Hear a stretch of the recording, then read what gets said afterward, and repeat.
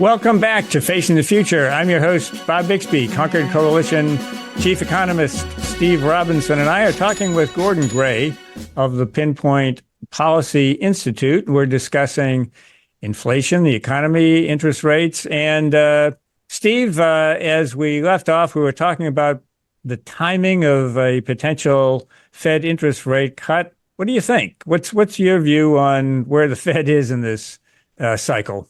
Well, the markets have been agitating for rate cuts since last year. And fortunately, from my perspective, Chairman Powell and his colleagues at the Fed have been hanging tough and resisting the urge to start lowering interest rates. And, I personally think that's the right position to be in. I'm still looking at inflation. And as Gordon was saying in the earlier segment, inflation has come down to 3%, the most recent reading in June, but, the Fed's target is 2%.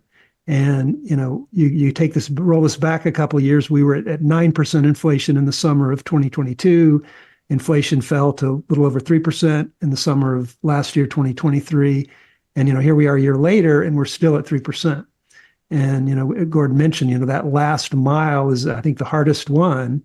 You're running a marathon, you get to the end, you're really tired and you want to stop. And, I think that's where people are trying to push the Fed. They're saying, okay, look, we were at 9 and we're at 3. That's close enough for government work. Let's call it a day. And, if the Fed doesn't stick to its guns and say, no, we're going to get to 2 and we mean it, I'm afraid that for them to ease too soon is going to be problematic. I think it will undermine their credibility, and I think it'll make it that much harder to get inflation contained, in the future. So, my view is the Fed's doing the right thing. They're resisting the calls from the markets to reduce interest rates prematurely. So, I'm hoping. Yeah, and the markets seem to be saying, not just September, but November and December, like three cuts. And as I recall, in June, the Fed was saying 1, for the rest of this year. So yeah, we'll see.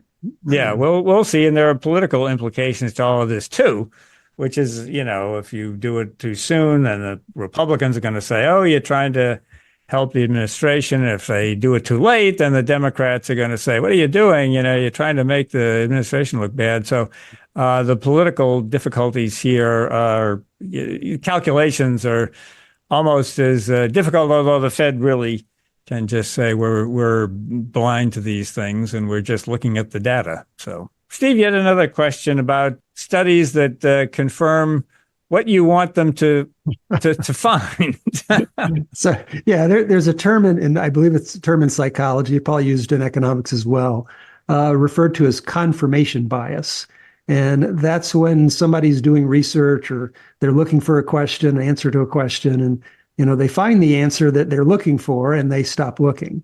And, I think it's always a danger sometimes when people don't consider all the information available and consider both sides of the issue. And, as an employee of Concord, my job is to try to do, fair and balanced research and provide people with information so they can, weigh the issue and decide, what they want to do. And I just wanted to ask Gordon, you've now started a new think tank. And so you're sort of, clearly you believe, like I do, that information and research matters, that we can help shape public opinion and shape policymakers' views on what they should do, whether it's a matter of stopping them from doing bad things or encouraging them to do the right things. But I guess let me ask your sort of broader perspective. What do you think the role of think tanks like ours are, and in terms of helping shape public opinion and moving policy in the right direction? How important is that? How effective do you think that is? Do politicians and reporters and the public, care about reading about both sides of the issue, or are they susceptible, like most people or a lot of people, and they're just looking for the answer that they want to find? They'll point to the study that supports their conclusion and dismiss anything that disagrees with them. And what are your thoughts on that topic? So I'll walk back from sort of the end state, which as you said was to sort of shape public policy. So if the goal is to shape public policy, then we have to do that through our through the means through which policy is made, which is our political system. And as we know, we have fairly entrenched politics, and so big segments of the country will not change their minds on a lot of issues.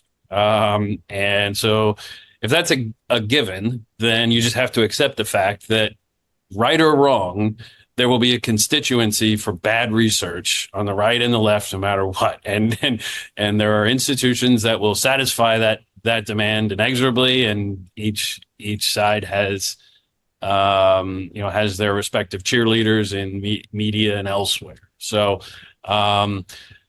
that's just a given, and we can look around the landscape and see those. But that there remains persuadable folks who do ultimately influence the policy debate. And kind of as I talked about at the beginning, that's a space that I've often found myself in, which is when you can have, I think, more nuanced discussions about policy. You acknowledge trade-offs. So while I recognize the limitations of research, I recognize the limitations of think tanks to shape public policy. It is just simply not the case that public policy is solely a function of good research. It's not. I think if we look at the state of public policy, we couldn't conclude that it's a function of entirely of good research.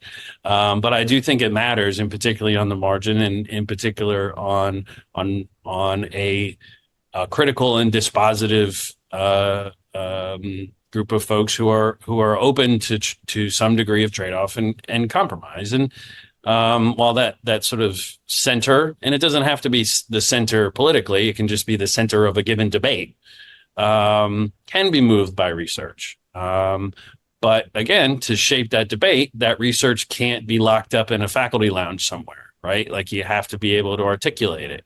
You have to be able to reach audiences. It has to matter for that debate. And that's another challenge, because if you start, the more you reduce the research to a popular audience, you lose nuance. So it's a very tricky balance. And I think, that's all of our jobs, is to strike that balance between connecting the findings of the research community to policymakers. It's something that I'm trying to do. I know it's something that you guys work on.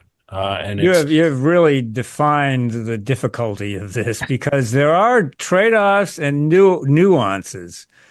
And when you get out to a popular audience, that becomes more difficult to convey. We did something a few years ago called the Fiscal Wake Up Tour, and it involved people from various think tanks in Washington who were identified with either being progressive or conservative. Mm-hmm. And the whole idea was we could agree on a set of facts, and we could agree really on the size of the problem. And this was the deficit problem that we were talking about, and the debt. And then we could have differences of opinion on the best solutions and talk about the trade-offs, which were, you could do this, you could raise taxes, and that might have certain trade-offs, or you could cut spending, and that might have certain trade-offs for, programs. And I have to say, people really did like that. Now, scaling that up in a way that, can penetrate the halls of Congress or a hotly contested presidential campaign, I have to say, is very, very difficult.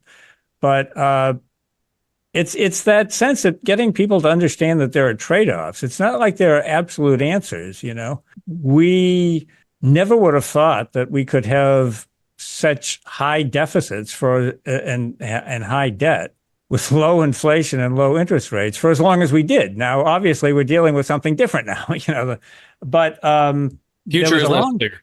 Yeah, so it forces one to go back and look at one's own assumptions too, and acknowledge that maybe some things didn't turn out quite the way you thought they would, and pick up going forward. So that's just a difficulty of the trade, I guess. It is indeed. Gordon, having started a new group, is it is there some particular issues or some sort of niche that you envision, your organization filling that you didn't see being met currently, or in terms of topics or issues? In about 1 minute. So I'm not reinventing the wheel, rediscovering fire here, but rather I think just being an additional voice, hopefully a voice of sanity, that recognizes the strengths of the American economy and pushes back on, again, that bad research that I think is ultimately, in many instances, self-serving and irrigorous, in particular against excesses on the right and the left. And that's the lane I see myself in. Good. Well, we'll probably bump into you there sometime. Delighted. In that lane too. So happy to share that lane with as many people as want to be there. You're listening to Facing the Future. I'm your host, Bob Bixby. Concord Coalition Chief Economist Steve Robinson and I have been talking with Gordon Gray. He's the executive director of the newly created Pinpoint Policy Institute. We'll be right back after these short messages with an exit interview with Tori Gorman.